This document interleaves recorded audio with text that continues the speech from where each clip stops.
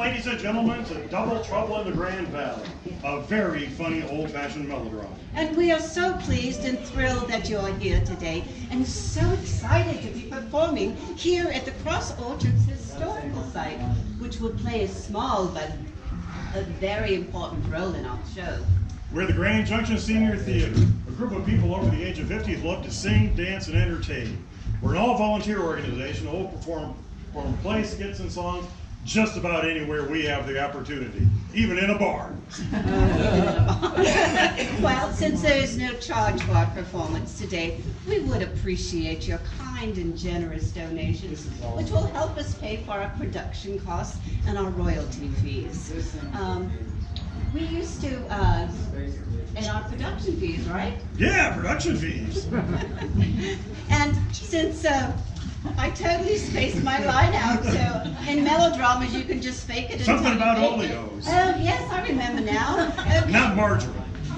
No, not a margarine. Oleos, I don't know if you're familiar with theater, but an oleo is a break in the show where we tell jokes or skits or do something like Stuart will do later to entertain you. And, right? Yes, Yeah. of course. And this gives our actors and our backstage crew time to reset for the next scene and to remove any dead actors from the stage. Dead bodies from the side. We don't want to give away too much of the plot. Okay. This front row, you might want to put on some tarps because you might get some blood on you. I hope that gets your curiosity going for what we have in store for you. Our wonderful show is about an hour in length with no intermissions, a little bit over an hour in length, depending on how many lines we forget. So I'd like to silence your cell phone because they're not period, but while you're doing that, think about taking a picture during the show, post it to your favorite social media and tell people what a great time you're having. We're also doing this show twice next Saturday at KAFM. You can get advanced tickets for $10 a piece. It's great.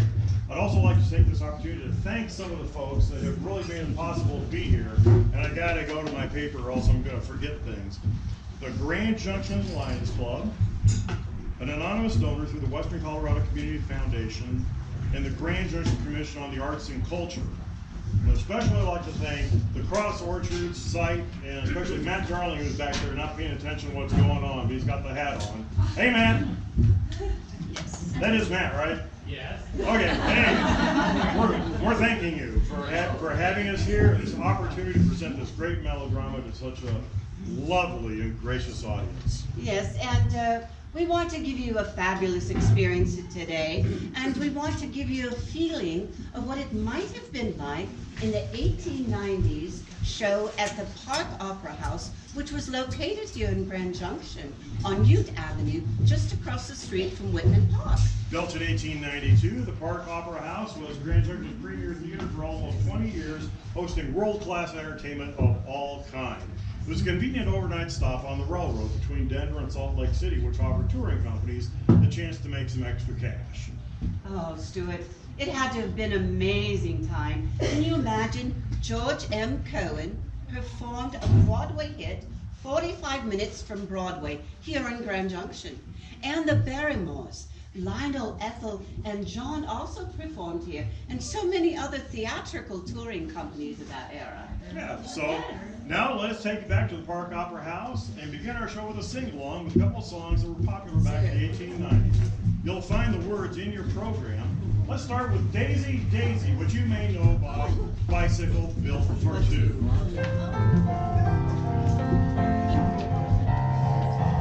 Daisy, Daisy, give me your answer too. I'm half crazy, all for the love of you. It won't be a stylish marriage, I can't afford a carriage, but you'll look sweet upon the seat of a bicycle built for two. Oh, very good. Now you're getting into the mood, so I think we should do one more song. How about I've Been Working on the Railroad? Do you remember that one? I love that one. Yes. Working on the railroad all the livelong day. I've been working on the railroad just to pass the time away.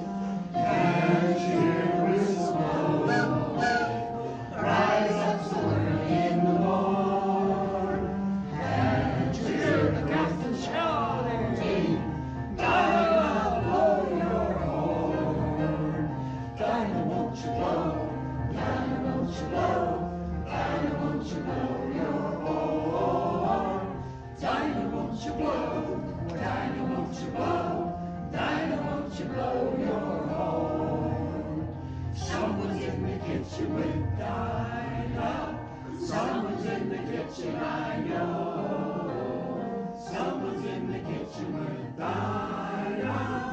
Strumming on the old banjo and singing fee-fi, fiddly-I-O, fee-fi, fiddly-I-o, fee-fi, fiddly-I-o.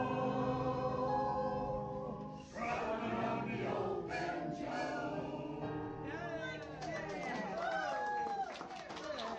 That was marvelous. Thank you so much.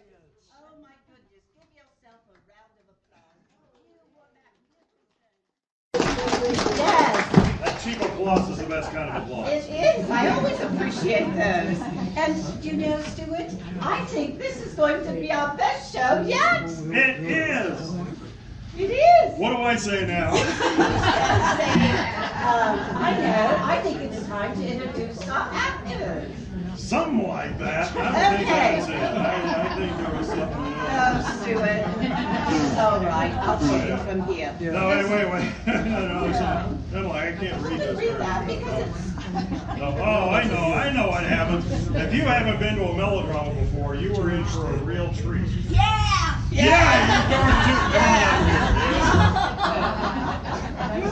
You shouldn't have sat in the front row.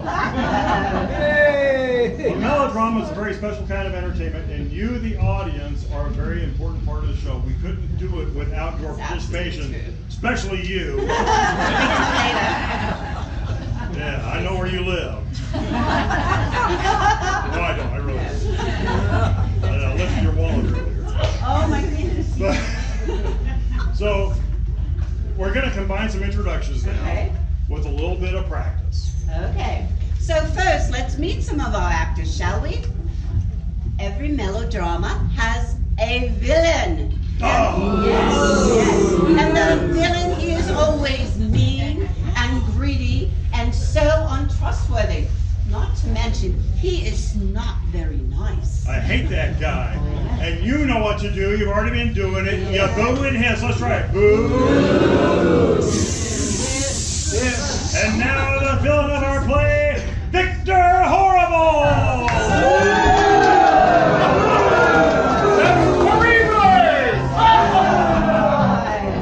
Yes. And then, of course, every melodrama must have a hero. And we are so lucky today because our show has two heroes. That's right. Lions, and they are so brave, and they're so handsome, and so strong, but they're not very smart. And when they make their entrance, you cheer. You cheer them on in their fight against evil. And now the heroes of the play, Timothy and Jimothy Scruggs!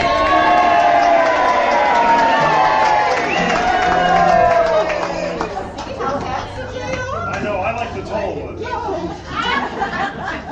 Well, then we are so fortunate today, well, maybe not so fortunate, to have a very well-renowned theatrical performer. She is a very, very big star, but she's not very bright. I don't know what to say. It's a theme. And when she comes in, you duck. You duck. You'll find out more about that later. But here she is, Miss Melody Nightingale!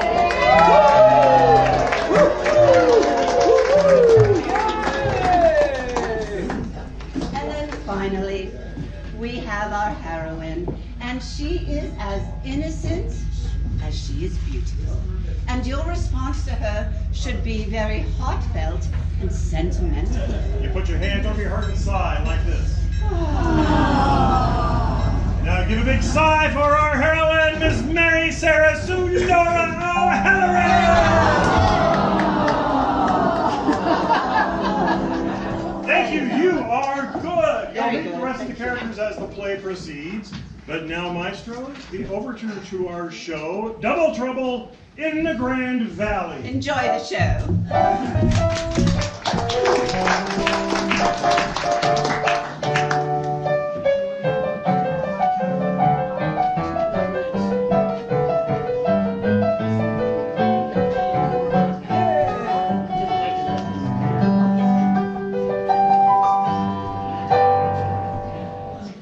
Welcome everyone to Grand Junction's Park Opera House, where the finest entertainment this side of the Rockies.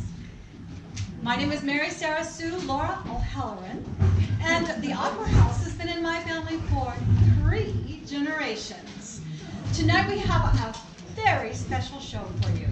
Miss Melody Nightingale is here to thrill and entertain you. Now, I want to apologize, but Miss Nightingale did not, she retired her hatchet throwing act, and I want to say how truly sorry I am about that. But thankfully, you were hit with the handle and not the blade. So please welcome back Miss Melody Nightingale.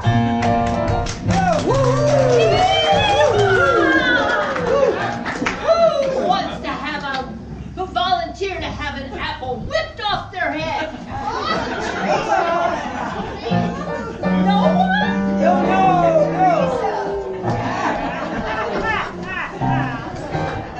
Audience participation.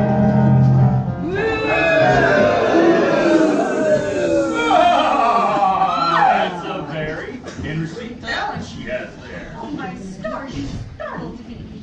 I'm terribly sorry. I didn't mean to. I didn't hear your footsteps as you approached, and you're all dressed in black. Are you deaf? Have you come to reunite me with my father, who died mysteriously a year ago? Oh, Father, although my time on this earthly plane has been cut short, and I speak to your ghost on a daily basis, I rest knowing that I shall see you once again. Oh, goodbye, Grand Junction. Goodbye, Opera House. Goodbye, horses. Goodbye, dirt. Goodbye, other things. Pardon me for interrupting your dying soliloquy, but I am not deaf. You aren't? No, I'm Victor Horrible, and I'm new to your town in this, theater. And you are? My name is Mary Sarah Sue Laura O'Halloran, and I'm partial owner of the Opera House since the mysterious death of my father. Oh, I'm sorry, that's a lot of divulge upon meeting a stranger in the town. A pleasure to meet you, Miss O'Halley. Oh, Mr. Horrible. your lips are as cold as a horse's bitch in winter. That's horrible. But you may call me Victor. And my cold body temperature is part of my irresistible charm. I see. Well, consider me charmed, Mr. Horrible. I mean Victor. And what brings you to the backstage of the Opera House? I'm a patron of the arts. And I first came through your town a year ago. I saw great possibilities for me and the citizens of Grand Junction. A year ago? Well, my father died mysteriously. That was 360 days ago, 64 days ago exactly. Well, I'm glad you're here in town. I hope that the Opera House can serve you in some way. I'm sure it will be. You mentioned that you are a partial owner of the Opera House. Who, may I ask, are the other owners of this fine enterprise? Well, the citizens of the Grand Junction. My father wanted the citizens of Grand Junction to benefit from the theater being here and also to polish the reputation of live theater. Some think it's tawdry. But I own 39 shares and certain citizens of Grand Junction own the other 51%. Oh, how perfectly complicated, generous of your father. For you to have complete control of the Opera House, you would have to wrest the rest of the shares from the steely grips of the townspeople.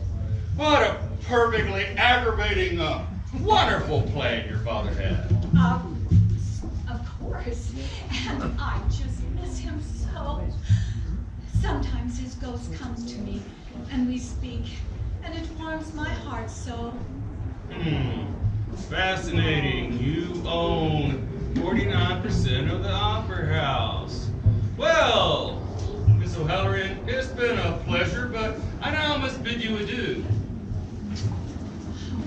Grr. What a nice cold man. This shall be easier than originally anticipated. I shall beguile my way into the hearts of all the townspeople, and once there, I will stop those same hearts dead in their tracks. Bit by bit, this ramshackle shack will be all mine! And when it is, what am I going to do? What am I going to do? I'm going to tear it down! Completely down! And I'm going to replace it with dry goods stores and low-cost, high-calorie food establishments. All in a row! In a strip, one might say. A strip boardwalk.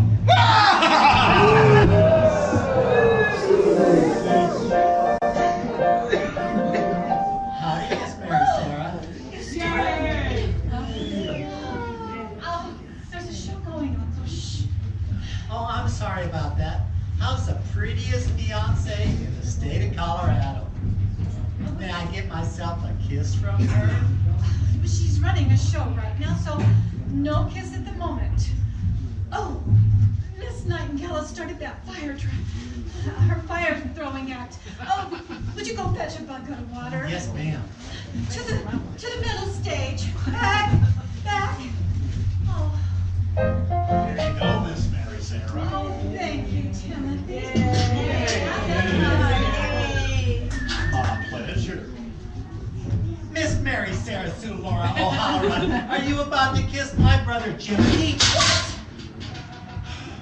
Oh, you? Oh. I'm sorry. I didn't mean nothing bad. You two are awful. I never said my name was Timothy. Your eyeballs used my face to fool you. I must have the shortest memory on the planet not to remember your prior deceitful tricks. And I must have the shortest memory on the planet not to remember your prior deceitful tricks. Now don't be getting all riled up. I don't think so, Mr. Scrub. Apparently my eyes can't be trusted when it comes to you two. Or maybe there's another Scrub brother. The heretofore unknown Timothy Scrub. Come to fool my eyeballs with your triplet antics. Now you know as well as I do, Timothy and I don't have any kin left. It's just the two of us. And the one of me is in love with the one of you. Well, Can I have that kiss now? I shouldn't. I should punish you, but the one of me is in love with the one of you. Timothy, turn your head. I can't have you watching this. It would be like kissing in a house of mirrors at the carnival. Yes, ma'am. Now when am I going to convince you to end this engagement and marry me proper? It's been 6 whole months since I stated my intentions, and you still hold me at arm's length like a mad porcupine. My conditions have not changed, Mr. Scrub. Until I can get the opera house to be a success, I can't have my head turned by a man. I need to focus on my father's legacy so that I can honor his memory. I like fire. Now, why in the world would you say that? Because there's a lady on fire on the stage. Oh, Miss Nice, get out! Boys, grab the bucket!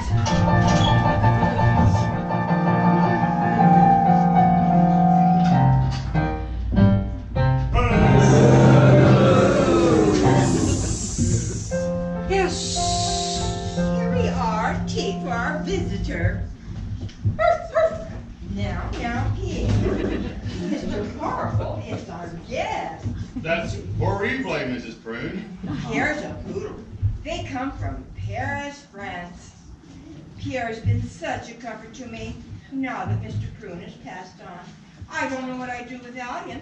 Why, just last month, I found Pierre lying lifeless on the parlor floor.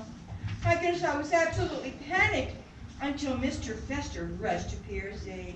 He took Pierre to his shop, and a day later he was back, as good as new. And Mr. Fester is? The local taxidermist. That's a fancy word for doctor. My evil plan will require less effort than originally anticipated. Business. Please take some tea Please allow me to serve. and explain to me once again why I should rewrite my will in such a manner that you would be the sole beneficiary of my estate, which includes my home and 1% ownership of the Grand Junction Park Opera House. 1%? Why, yes. Callahan O'Halloran bequeathed 1% ownership each to 51 citizens of Grand Junction. Oh. Well, Mrs. Prune, my intentions for Grand Junction are vast. For instance, I wish to transform your beautiful mansion into a home for wayward ladies. Wayward lady, in my home? Shocking, yes, but with the care, the guidance of the staff I will install here, those wayward ladies would leave the path of the wicked and rehabilitated stroll down the road to righteousness. That sounds lovely. I've taken the liberty of revising your will. All you need to do is sign in on the line.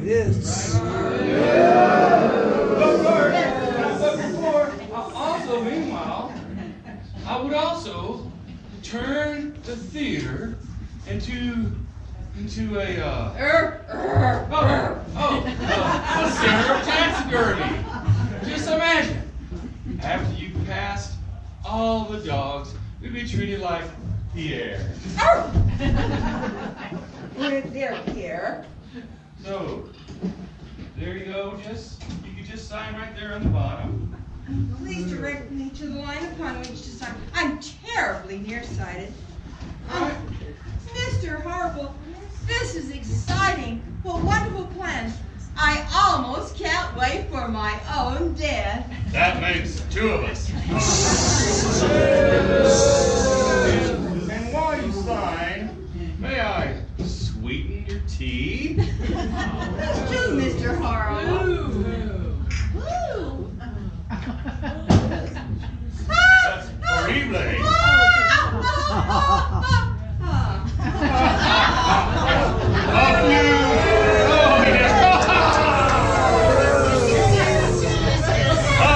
A few more, or a few dozen more, shares in the opera house will be all mine!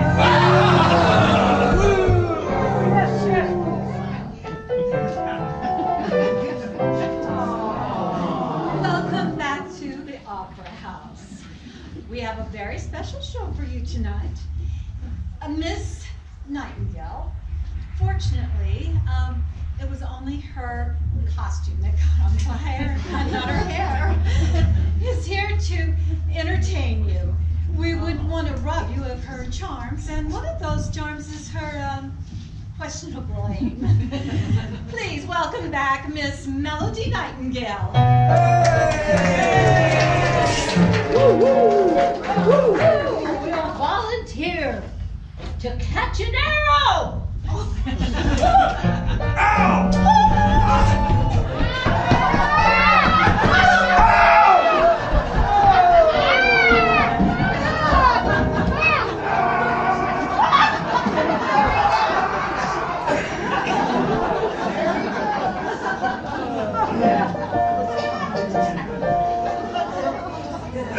How do you miss Mary Sarah? Oh, Timothy, would you do me a kindness and go fetch that arrow from the audience that Miss Nightingale threw out there? Yes, ma'am. Thank you. Oh, gosh. I wish my father were here. I'm so worried about the opera house. I don't want to let the town down, but how am I going to build up my audience members? Father, are you here? No? Refreshments! Father, I was about to... I apologize, my dear. I'm on ghost time. Popcorn. And sarsaparilla. Refresh the audience. But how? Well, you must have the intermission between acts. That will allow the audience to purchase refreshments. But if I have an intermission, the audience members who haven't been injured by Miss Nightingale will flee. That you must flee. There is evil returned to Grand Junction. There's danger afoot. Oh, Miss Nightingale isn't evil. She's just poorly trained. Danger. Evil. I cannot be more specific, as I am a ghost. Goodbye, my daughter. Father, come back. You always leave before giving me helpful information.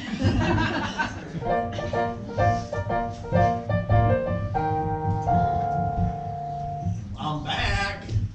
Oh, well, that was quick, Timothy.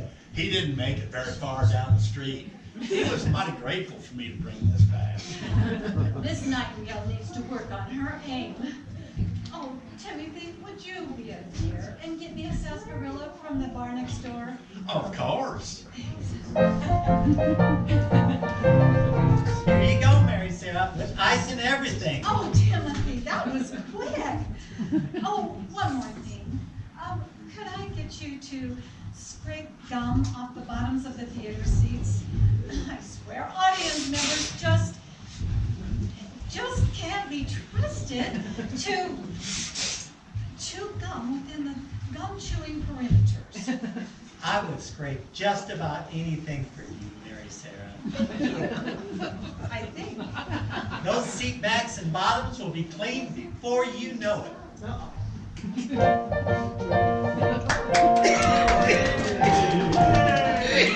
Done and done. All the bottoms in the audience were clean. Timothy, you are a wonder. You're the best fiance a theater owner-operator could ever have. I know you're not on the payroll, so I really don't know how I can thank you for all your hard work. How about a kiss? Of course. It's a fine thing to find your lady kissing on your brother behind the front of his back. Fooled again. Boys are incorrigible. I swear it should be illegal to be twins. It's not gentlemanly to trick a lady like that. We don't mean nothing by it, Miss Mary Sarah. I wasn't really gonna steal that kiss. How honestly, I can't tell the difference between you two even when you're standing right next to each other. Well, I'm the one who's courting you. And I'm the one who looks like him. Oh, I see you brought me a bag of sugar confections to apologize for your antics. Well, no, I didn't. Oh, I can see right through you, Timothy. No, I used a bag up on an audience for scraping the gum. Oh, maybe that's sarsaparilla.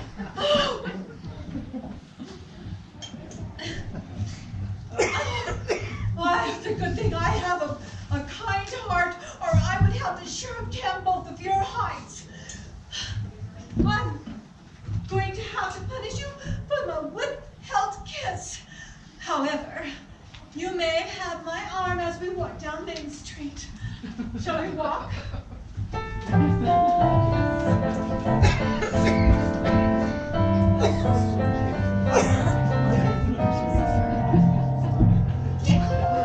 Miss Mary, Sarah, Sue, Laura, Halloran, and Timothy Scrub. Now, which one of you is Timothy? Which one is Timothy? Well, I'm Timothy, Mrs. Carbuncle. And I'm Jimothy. And how's one supposed to tell you two apart? Well, I'm romancing Miss Mary Sarah, so you'll frequently find her on my arm. And if you two aren't in Miss Mary, Sarah, Sue, Laura's vicinity? My overalls are one shade darker than Timothy's. And I'm the smart one. And how is that? Well, I never drank paint after that first time. I can't help it if that paint looked delicious more than once. Miss Carbuncle, did you enjoy the show tonight? Miss Nightingale sure knows how to get the audience on their feet, doesn't she? Well, I guess running away is one form of being on one's feet. Now, who do you have coming in this next week? I have a double bill. A snake charmer with 25 snakes. And a fellow who has the circus of mice. Oh, snakes and mice on the same stage?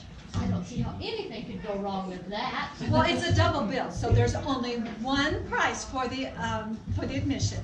Well, that will be one well-spent nickel. See you at the show. Well, howdy, Mary, Sarah, Sue, Laura, Timothy, Jimothy. Good evening, Mrs. Bester. Were you happy with the seats at the theater tonight? I sat in the very back row, which is a perfect place for a performance by Miss Nightingale. Say, Timothy, my husband Arvin has some piecework if you're looking for extra work. I'm Jimothy, Mrs. Carbuncle. Oh, gracious me. For the life of me, I can't tell you boys apart. It's uncanny how much you look alike. What's that over there? What's that, where? That there? There ain't nothing but there, and that ain't nothing. Well, Timothy, if either of you want work, there's work to be had. Fool again. Ah, you boys is too funny. I can hit you with a ring. Anyway, if either of you wants to work, if either of you can handle a hammer and wants to work, come on over to the taxidermy tomorrow morning. My husband Arvin has a room full of animals and a bucket full of tails to be attached, and I don't have time to help him. So I must get over to Witherspoon's place now. Pierre needs some refreshing up. So, good evening to y'all. Good evening, Mrs. Fester. Well, hammer work, I guess that rules you out, Jimothy. I told you, I'm working on my hammer skills. Why don't those things come with instructions? A man can't just pick up a hammer and know how to use it without guidance. Oh, you can do it, Jimothy. I have faith in you. And when you do, I will hire you to pound nails in the theater. You got yourself a deal, Miss Mary Sarah Sue Laura. Well, I have to get over to the ranch to do some chores, and Jimothy needs to go to Old Man Gravel's place and make sure he ain't dead yet. Well, we'll see you after the show tomorrow. You do that, Timothy, and bring something nice to surprise me. Of course. Let me make sure it's you. I don't smell pink, so I'm gonna trust that it's you, Timothy. Are you sure it ain't me? Maybe I went and kissed you. Oh, I don't think so. Well, we'll see you after the show tomorrow, Mary Sarah. Both of us will, with our eyes. Well, hello, Mary Sarah Sue Laura. And Mr. and Mr. Scrubs. Good evening, Judge Johnson, first female judge in the state of Colorado. Well, Hello, Mayor. Goodbye, Mayor. oh.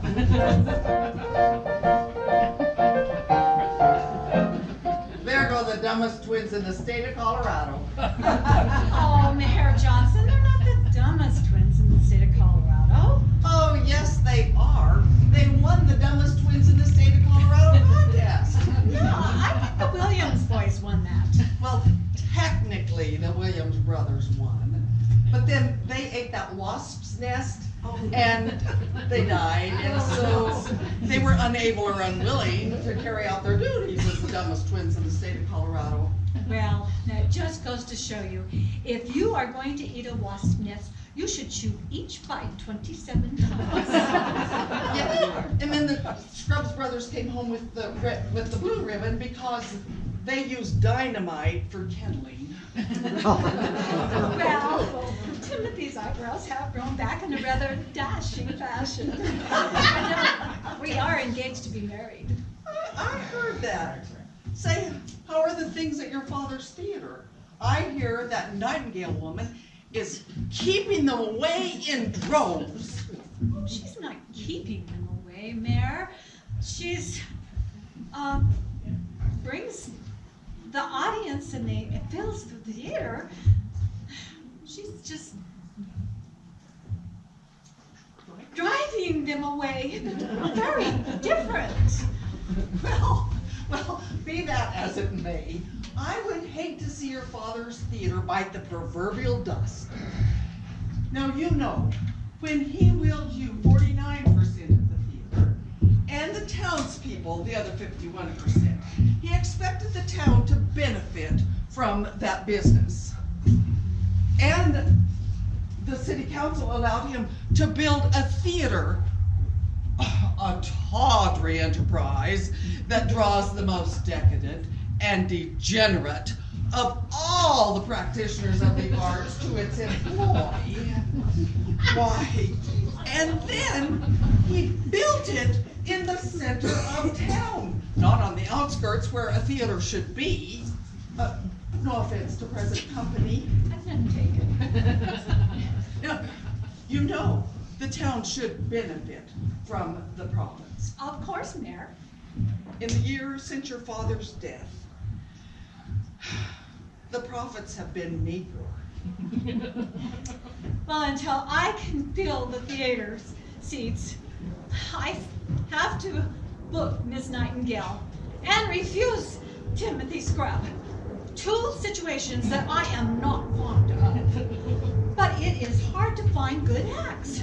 If they're not grabbed up by Palisade, then they're scooped up by the bright lights of Telluride. Telluride? Why, I have never seen such riffraff as filled Telluride, Colorado. Well, I guess it has its charms. Well, even though my opinion is that it is a vulgar vocation, I do wish you well for the town's sake. Thank you, Mayor. Sheriff! Sheriff! Has anyone seen the sheriff? Sheriff! Where's the sheriff? Sheriff! Sheriff! Anyone seen the sheriff? Something horrible has happened! Oh, Sheriff Johnson, the first female sheriff in the state of Colorado. Thank goodness you're here. Well, what seems to be the trouble, Mrs. Fester? I just found the widow Prune, and she looks dead. Oh, I suspect foul play. that's horrible. I went over to replace Pierre's eyes. Those marbles get rather dusty out here in the valley. And I found her lying across her table. But what makes you think foul play was involved? Well, upon first discovering Widow Prune, it appeared someone had put rattlesnakes in her cup of tea. She died from drinking rattlesnakes. That's horrible. Who would do a thing like that? I would!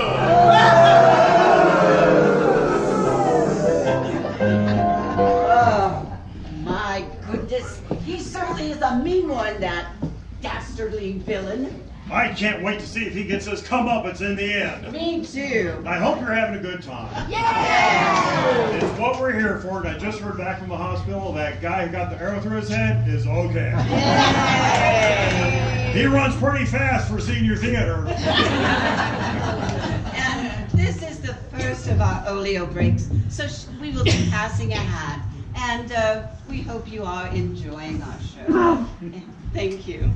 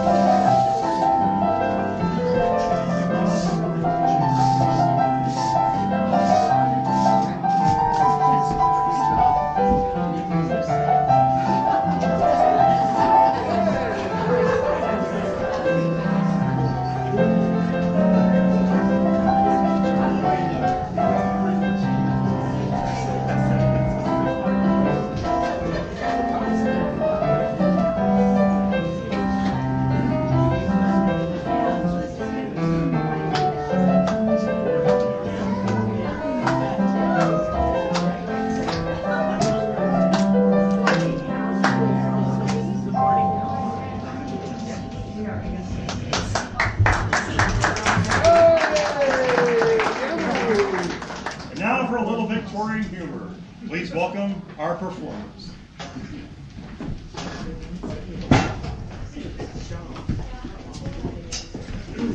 When Mary had a little lamb, the doctor almost cried.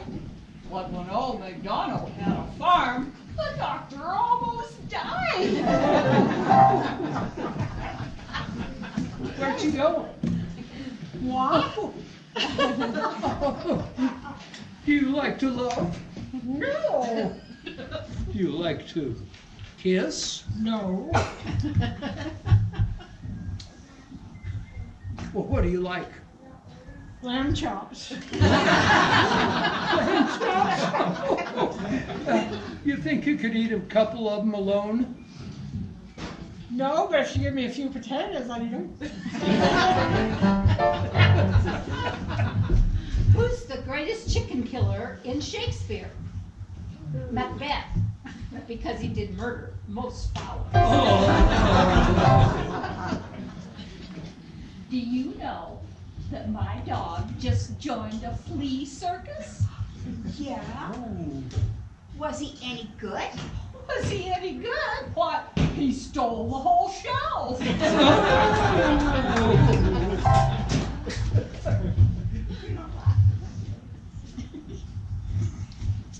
Guess it's my turn. Yeah.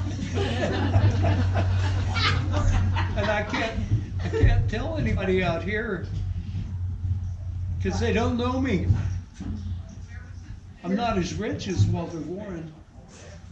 I don't own a yacht like Walter Warren. And I don't drive a big limo like Walter Warren. But, baby, I love you. I love you too, but tell me more about Walter.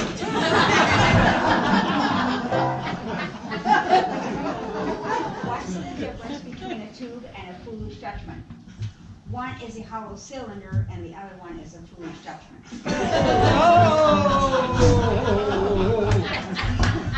Do you see that woman over there? She's been married 4 times. Her first husband was a millionaire. Her second husband was an actor.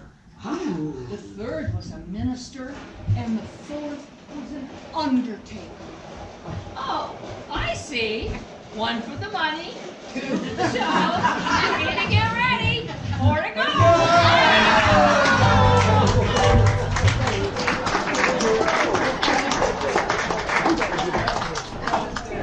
Now it's time to return to the Park Opera House and see what that treacherous villain Victor Horrible has in store for our beautiful and virtuous heroine and the citizens of Grand Junction. Yes, and will the intellectually challenged twins come to the rescue? And how many more fine citizens will be done in by that horrible villain? I don't know, but we shall see. So let's take it away, shall we?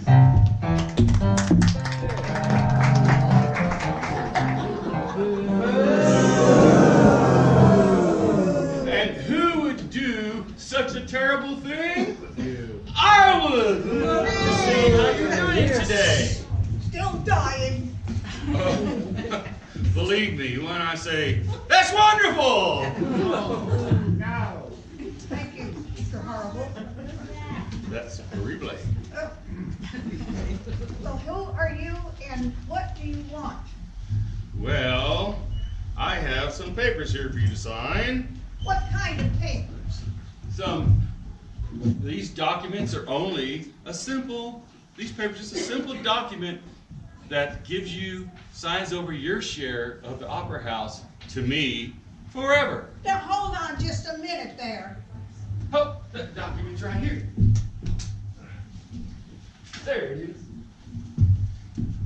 Just a minute. Are you sure you have that long? Now, why would I sign over my share of the Park Opera House to you?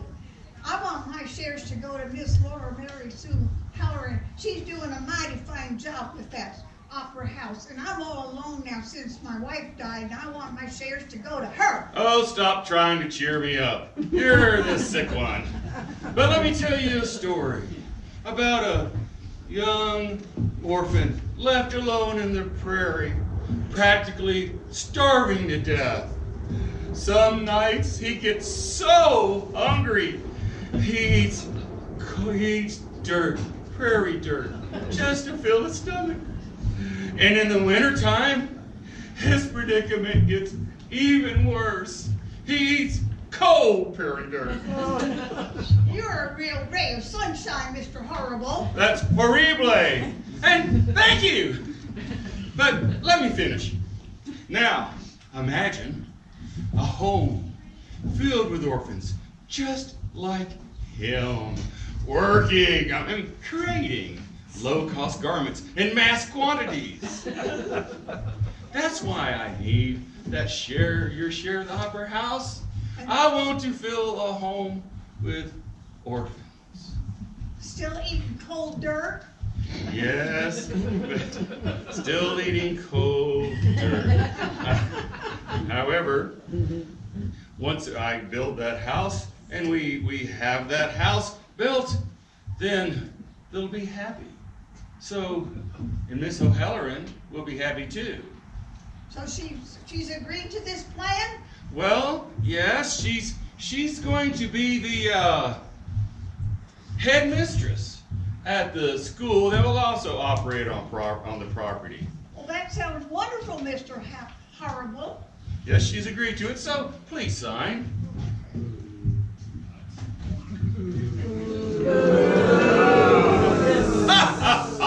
Perfect. And your doctor asked me to make sure that you take your medicine before I leave. I don't got no doctor and I ain't taking no medicine. Open wide. Now what is that stuff? It's medicine. Why's it got that scully crossbones on it? He's dead. Nonsense. He's smiling. Does that mean to be dead? Enough of this.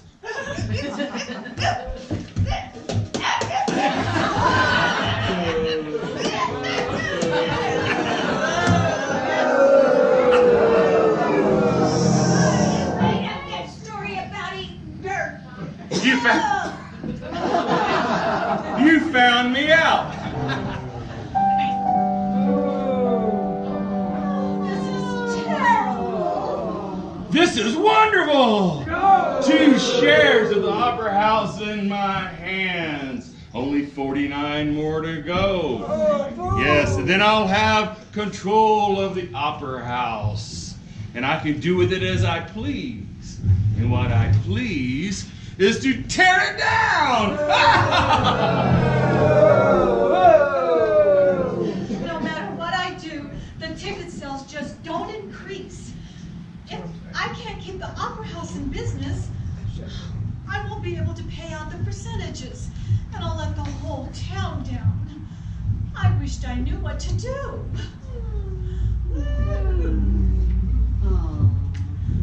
Oh, Father, I wished you were here to tell me what to do. I truly do. I'm just a girl who needs her father's wisdom in a difficult time. Alone again. I'm here, my darling daughter. Father, your timing is... I know. I told you. Ghost time. Beware, my daughter. There is danger afoot. Something horrible is trying to take your theater and destroy the town. Oh, Miss Nightingale isn't evil. She's just poorly trained. No, my dear, not Miss Nightingale. Something horrible. Something horrible? What, Father? What is it? Same horrible thing or person that killed me. Father, what are you talking about? What was the reason for your death? Or who? Who? Oh, stop speaking in riddles, Father. I feel like you're trying to tell me something.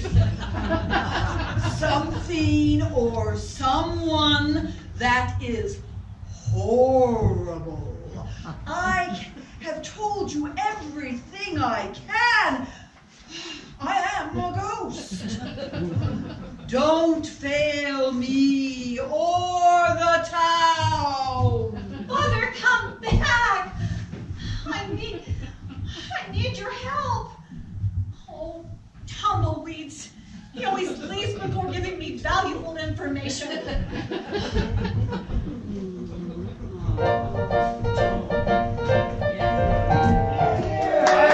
I just heard something awful. You did? What was it? No, you go first.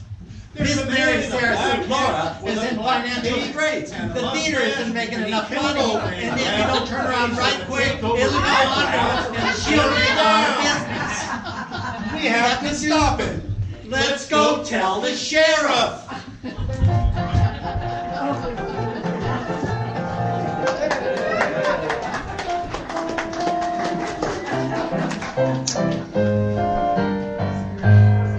Good evening, ladies and gentlemen. We have a very special show for you tonight. Miss Nightingale, and she has no props, goods or shop objects. The Park Opera House is proud to present Miss Melody Nightingale.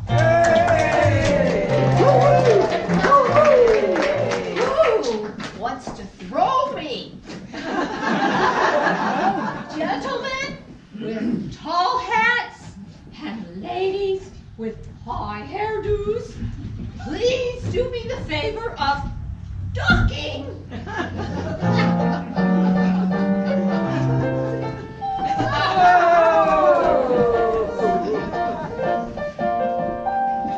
Sheriff! Jimothy saw a crime being committed. Wait a minute, aren't you Jimothy? No, I'm... Oh, hello, Timothy. What can I do for you? Jimothy saw a murder. A murder? Where's Jimothy? I need all of the facts. Where were you? Here I am. I saw something shiny. I had to stop and pick it up. Well, what was it? A chandelier. I was unsuccessful in my attempts to put it in my pocket. Timothy, what did you see? It's more what I heard. There's a man with a black cape and a black mustache and black clothes over at Old Man Gravel's. You heard the color of his cape and his clothes and his mustache? No, I heard that with my eyes. With my ears, I heard him spouting a story about taking over the opera house from Miss Mary Sarah Sue Laura, and Old Man Gravel was looking awful dead beside him. Well, to be honest, Old Man Gravel always looks awful dead. But Sheriff, you have to investigate.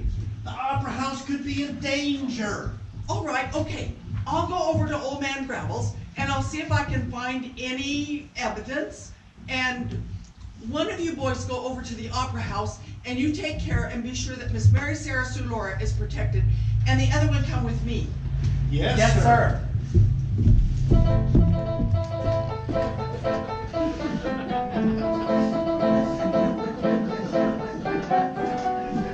There he is, Sheriff, all dead.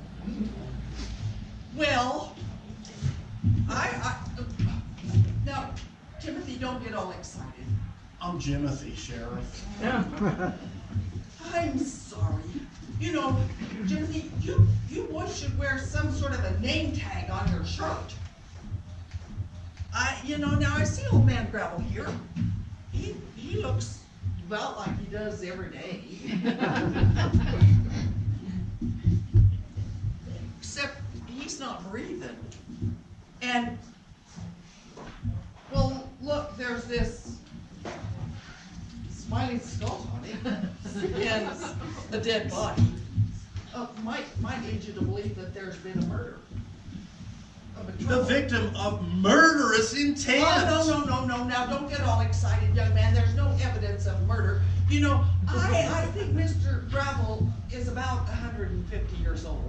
And so, maybe he's just going slower. Let's look close and see. We can figure it out.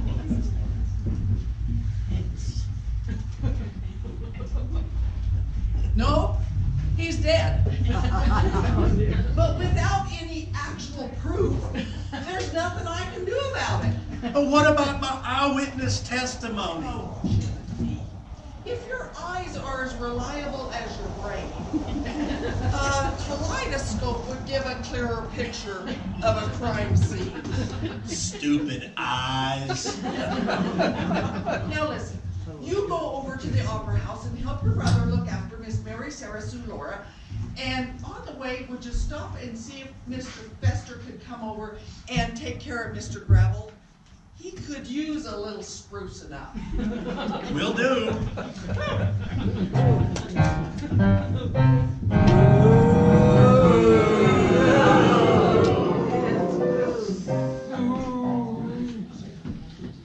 A concession for the lady. Oh, yes, please. I do need something to drink after witnessing that grotesque display of human, well, I don't even know what to call it. It was alarming and a bit compelling. Might I suggest a tonic to calm your nerves. Mr. Horrible's nerve calming tonic. What in the world is that? That's horrible. And it's only the finest restorative tonic as prescribed by barbers to their most discriminating customers. Is it smoking? Why is the bottle so hot to touch? There's so much flavor it must escape. Quick, drink it before the vapor loses its potency. I must say, despite the tawdry display in the theater tonight, you've been such a gentleman, offering to help a total stranger rewrite her will, and then accompanying her to the theater. What chivalrous.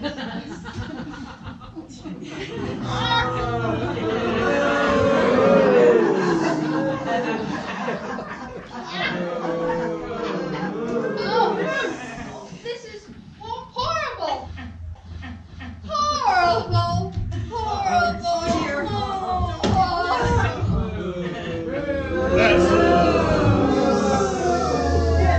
That's horrible. Hurry up, Timothy, we'll miss the second half. Aren't we supposed to be guarding this Mary Sarah Sue Laura? We're guarding and watching. Curses! Mortis interruptus! Wasn't that the black mustachioed villain there? I believe it was. He must be up to no good if he's hanging around the opera house. If we could just catch him red-handed, we could tell the sheriff about his evil deeds. I know. We'll dip his hands in red paint. Then we'll catch him, and he'll be red-handed. Not only is that a thinly disguised excuse to break red paint and your lips together, that's impractical. How is that plan not practical? Well, he'd get the red paint all over his black clothes. Oh. Help! But don't you worry, he'll slip up one day, I guarantee it. Murder! And what he does, we'll be there to nail him.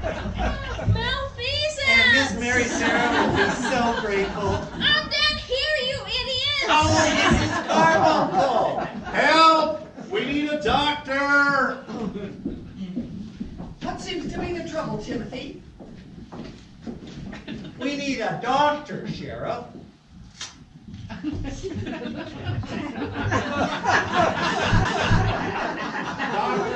Mrs. Carbuncle is taken ill. Mrs. Carbuncle, can you speak? What happened? Oh, I was in the theater. I came out. It was horrible.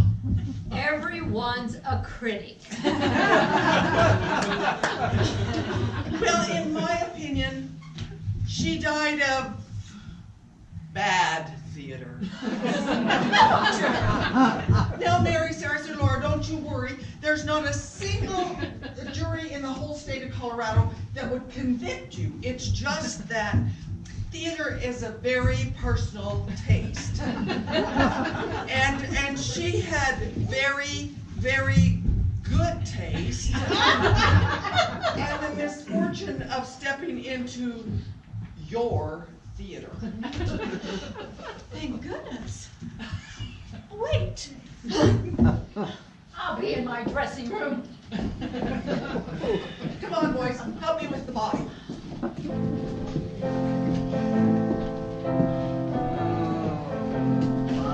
Oh no! That villain has killed 2 more people in his evil quest to take over the Grand Junction Park Opera House. I know. Can it get any worse than this? Well, I guess we'll just have to wait and see. But meanwhile, our entertainer here, Mr. Stewart, is going to perform a magical trick for you, and it will be amazing. Yes. Take it away, Stewart. Thank you, thank you.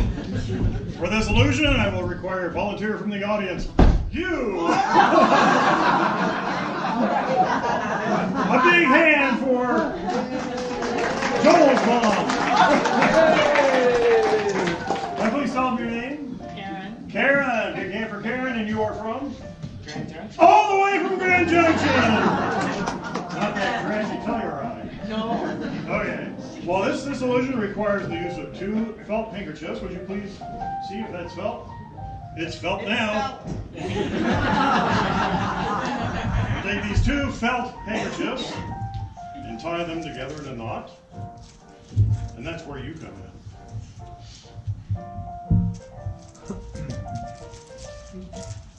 Okay, would you see if that appears to be a knot? Okay, would you please take this, put it in your hand. I know we need to hide it somewhere. You don't have pockets. I'm so asking you the delicate proposition of placing it in your bodice. Just the knot part. Yep. Okay. No extra padding. We require the use of a special silk magical handkerchief. We're going to take this and put it into this hand. Very delicately like that. Tightly squeeze it and give it a big blow. And it's gone. Where does it go, you may wonder? It's flying through the air, a million different particles. You know I can't count that high. In between the two felt handkerchiefs.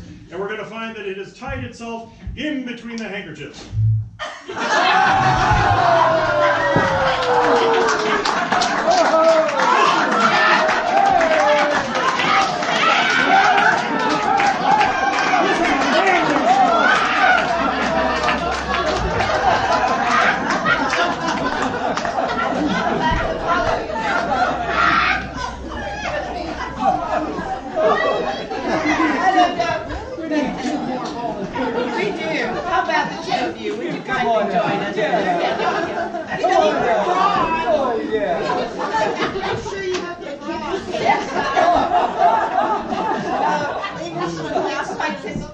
Right here. No, you can zip up, it's okay. You just stand right here. And you just hold this string, and you hold the other end of the string, please. Thank you so much.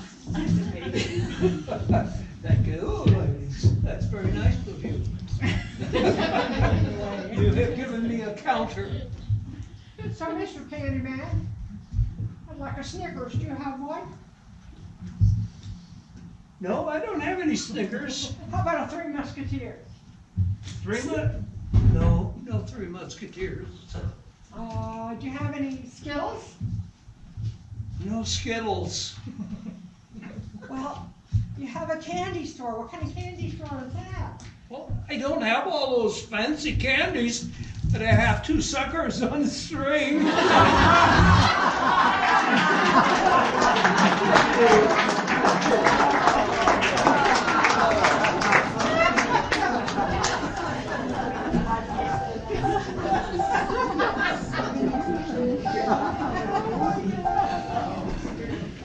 What are you doing? Setting on the invisible bench. What are you two doing? We're sitting on the invisible bench. You are not. I moved that bench over there yesterday.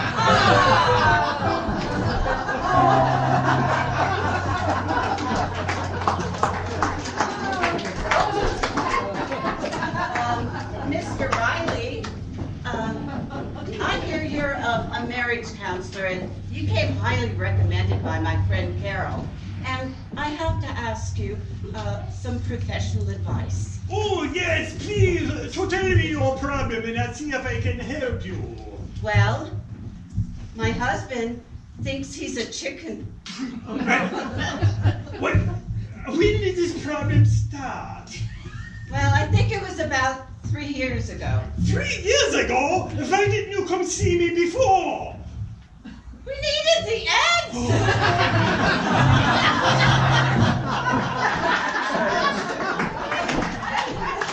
And now please to enjoy the rest of the show.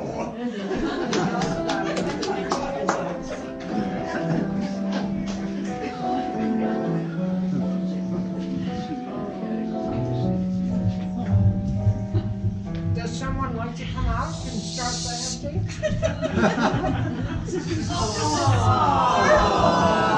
How can I fill the seats at the theater when my acts are killing people, literally?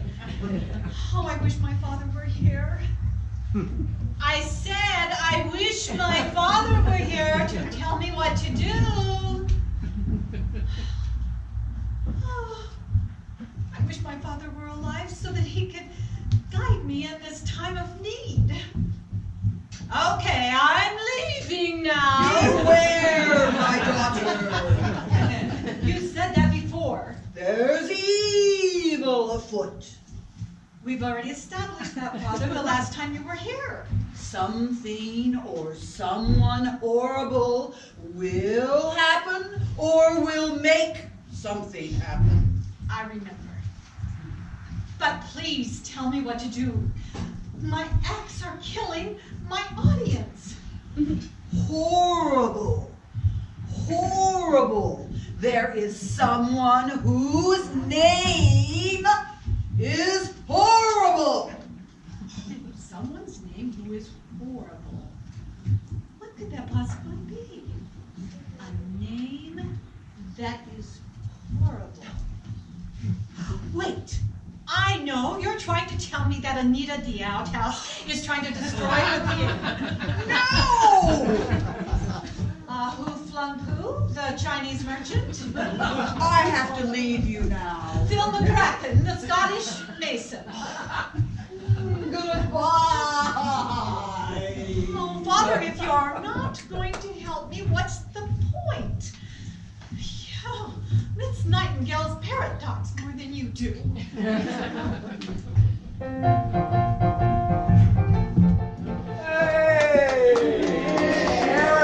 You gotta believe us. The man in black is killing townsfolk to gain control of the opera house. Now, boys, I know. To think that someone would drink rattlesnakes, smiling skull tonic, or be dead because someone killed them, it might appear like there is murder, but, you know, sometimes what's right in front of your nose isn't what it smells like. There have been 10 deaths this past week, and to the untrained nose, it would smell like murder. Just take Mrs. Dust, for instance. You know, to the untrained eye, it might appear that something had, but to my well-trained eye, I concluded that she just mistook a pitchfork for a church bonnet. Now, if you boys will excuse me, I must go over to Cross Orchards Farm and do some investigating over there. It appears that Mr. Cross has been juggling hay bales, and one of them fell on him in the outhouse. How are we gonna get that sheriff to believe us? Well, I got an idea on how to reveal that Mr. Horrible for the horrible person he really is. What is it? Well, all the folks with the evil deeds are the folks in this town that own a share of Miss Mary Sarah Laura's theater. So if we trick him into trying to kill us to get our share, then we can tell the sheriff and stop his evil plan. And then the other can witness and tell Sheriff Johnson he killed us. Now, better yet, we'll get that prairie gator to confess himself. How are we gonna do that if we're dead? Well, we won't be dead, at least not both of us. Come on. Where are we going? Well, to lay out the hook. The hook? Well, yeah, you can't catch a fish without bait. Where are we gonna find a fish this time? Well, where all the fish go to do evil fish things, the Borden house. Oh! I thought we were looking for the man in black.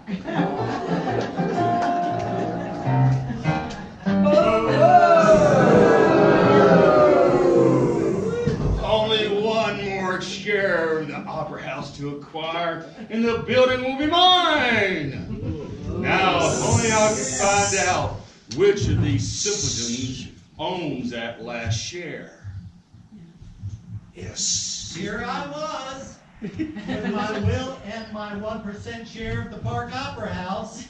I think I'll go to my ranch and sit and think about what I could do with my 1% share of the Park Opera House. But I know I won't give it up without a fight. What are you talking about? Who are you talking to? Well, I was talking to the air, so it will hear what I have. How does the air have to hear you? So the people need to know what I have. I can't follow you sometimes. It appears a person with schizophrenic tendencies owns that last remaining share of the Opera House. How else to explain the odd nature of the single voice I heard outside my window? Hello, fair citizen of Grand Junction. I'm a visitor here, and I was wondering if you'd like to join me for dinner and some conversation about your bustling metropolis. Well, I could certainly do that if you'd be so kind as to tell me what a metropolis is. I'll explain over dinner. Please, come in. Stay here. Well, thank you for the invitation. I was just walking around thinking about what I could do with my 1% share of the Park Opera House. Please, be my guest. Well, thank you kindly. Have a seat. You look hungry. Oh, I am. I worked up an appetite thinking about my 1% share of the Park City Opera House. Well, I have just the thing.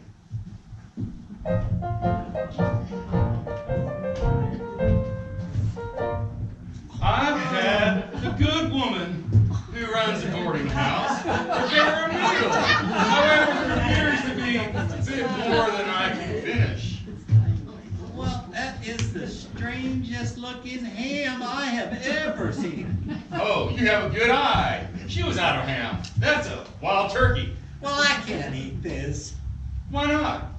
Well, there isn't any cranberry sauce. I can't eat wild turkey without cranberry sauce. Oh, silly me! Let me get that for you.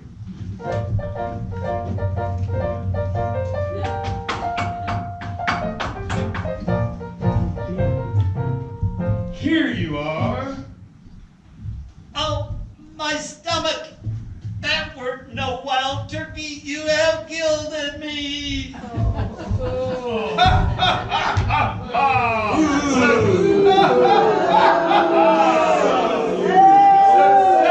Success! My evil plan has worked, or as I like to call it, my plan! I now own 51% of the Opera House. Goodbye, theater! Hello, Grand Junction's new strip boardwalk! What foul celestial creature is this? I'm not a celestial creature. I'm a ghost. What spirit is this? Why do you haunt me? I told you, I'm a ghost. But you are there on the floor. I see your earthly form there beneath the table. What did I ever do to you? Why did you kill me? I'm here to haunt you. Away with you! I will not be deterred. The Opera House will be mine!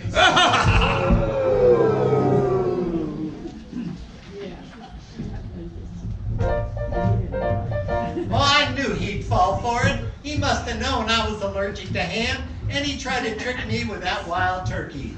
Well, we need to get over to the Opera House before he does something dastardly to Miss Mary Sarah Sue Laura.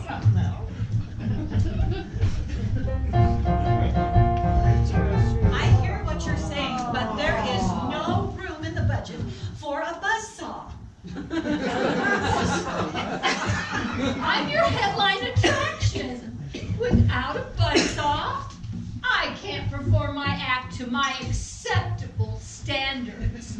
This is art, Miss O'Halloran, and art can't be determined by dollars and cents, but by the heart and the soul of the artist. Without a buzzsaw, there is no art. I'll be in my dressing room till you come to your senses. Well, some may have thought I have come to my senses.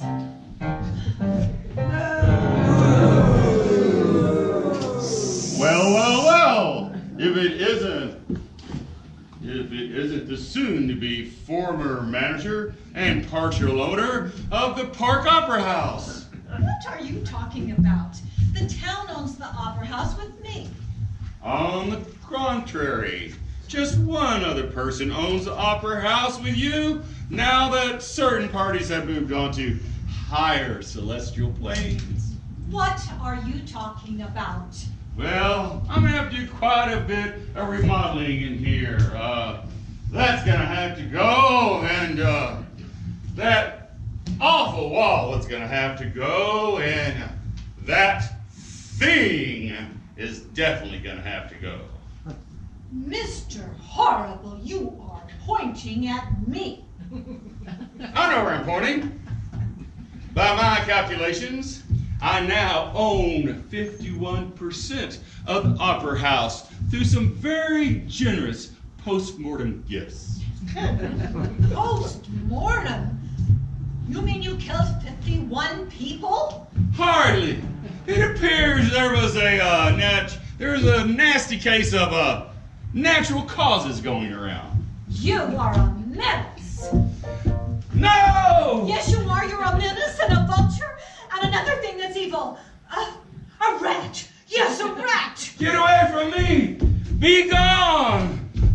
I'm the Opera House now, and there's nothing you can do about it! Be gone, Phantom Tormentor! I told you I'm a ghost. The deed is done! The feeder is mine! You see this lantern floating ahead of you? It's being held by a ghost. A ghost you can't see because he's a ghost. Away with you! I shall gain control of the theater, and you'll be banished to the miasma! Oh, Timothy. Oh, you are Timothy, right? Yes, ma'am. Oh, what am I going to do? How am I going to keep that horrible man away from the theater? Well, I have a plan. My brother Timothy and I have a plan to protect the Opera House and get that varmint to confess to his deeds. You do? We do. Really? Yep. Just the two of you made a plan Yes, we have. to save the Opera House? Sure shooting. Just the two of you without anyone's help? Just us two.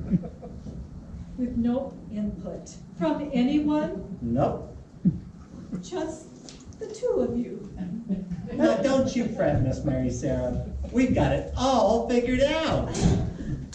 My Opera House, it's been nice knowing you.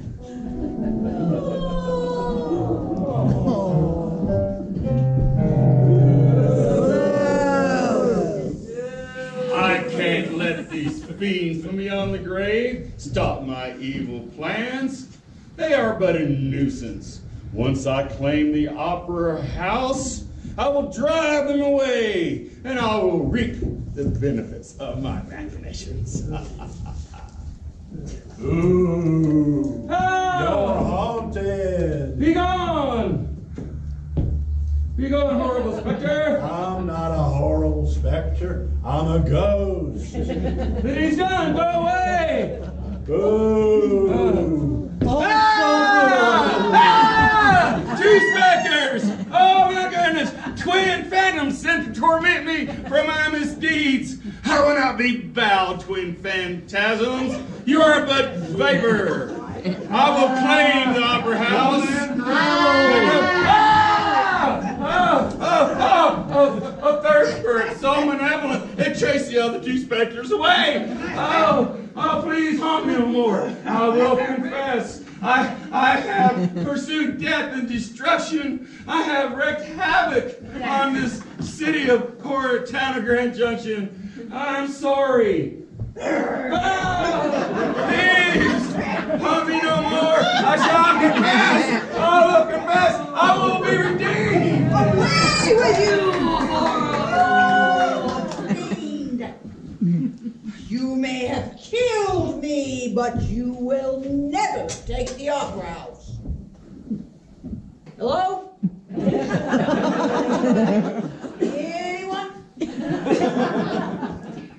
Kids today, they have no respect for a father's ghost. But then Mr. Horrible ran out of here like he saw a ghost. And then Timothy told me that he and his brother have a plan to save the Opera House. Timothy told you they have a plan. I know. Sheriff, I have seen the error of my ways. I'm here to confess my involvement in the deaths of 51 townspeople and the misappropriations of their last wills and testaments. Hold on a minute, Mr. Horrible. Do you have any proof of this? Well, I'm confessing to malfeasance and chicanery. But do you have any proof of these misdeeds? Well, I have my word. I give you my word I committed these crimes. Do you have any hard evidence? I wonder, do you have any eyewitnesses? Has anyone seen you do this? Well, yes. Well, no. It appears all the people who saw me commit those crimes were the victims of those crimes, and they're all dead. Ah! Sheriff, that man killed 50 townfolk. Ghouls, spirits, haunt me no more. I have confessed my felonious deeds. Sheriff, these ghosts, they're a proof of my transgressions with my own 2 hands. And a cleverly disguised bundle of dynamite. I ended this man's life, and now he's back in doppelganger form to torment me into confessing. Are you boys dead? Of course not, Sheriff. I see no crime here. So we saw old man Gravel's ghost, and he's the one I saw Mr. Horrible put 6 feet under. Is there any evidence of this fact? I saw it with my own 2 eyes. I rest my case. And your case, Mr. Horrible, with no proof, you are free to go.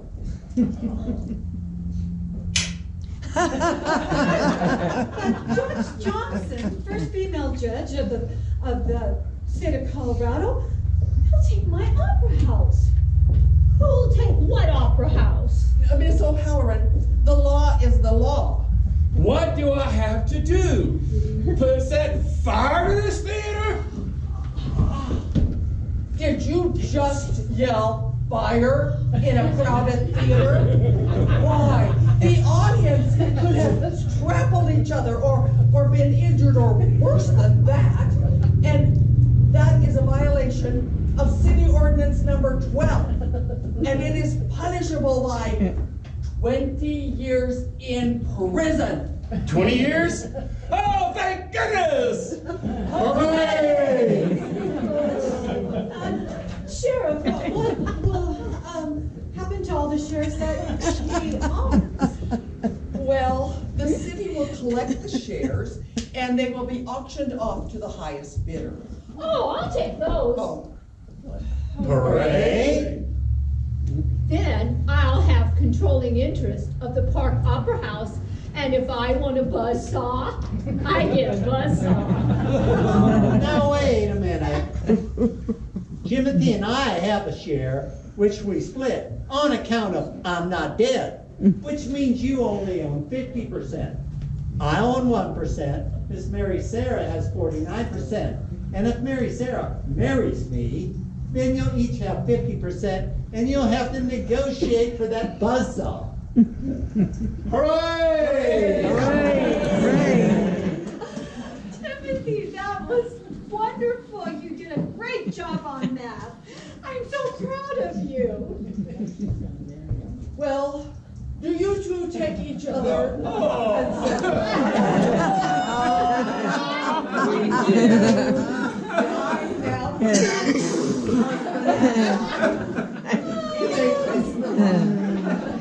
How do you know that wasn't me you just married?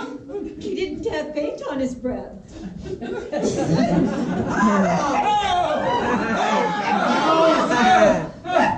Still got some of that skull and crossbones crap you put down my throat. Like you're gonna try harder than that to kill me, Mr. Horrible. Oh, he's not going to do that. He's going to jail for a very long time for a very terrible crime. Let's go, Mr. Horrible. Horrible. Thank you!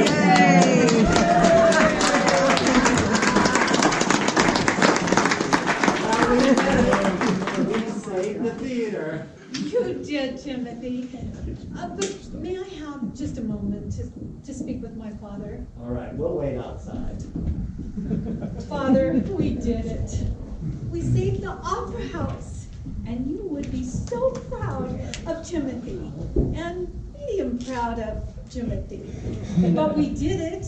And maybe someday, someone will write a story and tell about how the dumbest twins in the state of Colorado saved the Opera House. Oh, Father, now your legacy can live on forever in Grand Junction. I don't know where you are, but I hope you're happy, Father. I love you. Goodbye. Beware! There's danger afoot. I really have to work on my timing.